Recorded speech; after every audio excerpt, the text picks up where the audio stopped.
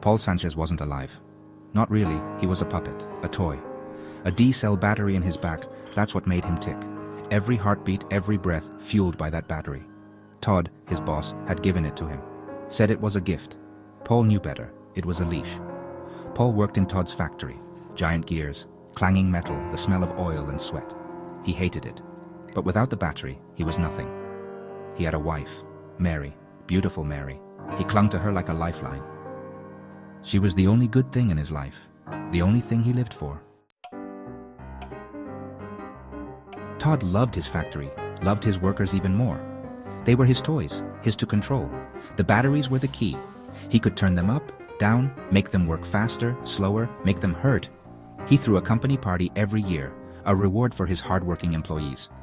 But it was just another way to remind them who was in control. This year, he had something special planned. A game. A game only he knew the rules to.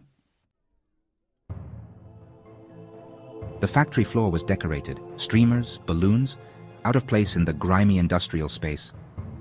The workers shuffled around, uncomfortable in their only good clothes. Paul held Mary close. He could feel the battery in his back, a dull ache. It felt different tonight, weaker. The lights flickered, music stopped. Todd stood on a platform, grinning, a microphone in his hand. "Welcome," his voice boomed. "Let the games begin." And with a flick of a switch, the batteries began to die. Panic, screams. Paul collapsed, body racked with pain.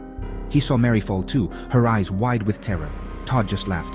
He walked among his fallen workers, a scalpel glinting in his hand. He started cutting, dismembering, his workers now just meat for his gruesome puzzle. Paul could only watch in horror as Todd tore Mary limb from limb. Hours later, the factory floor was a charnel house. But Todd was finished. He had his new workforce.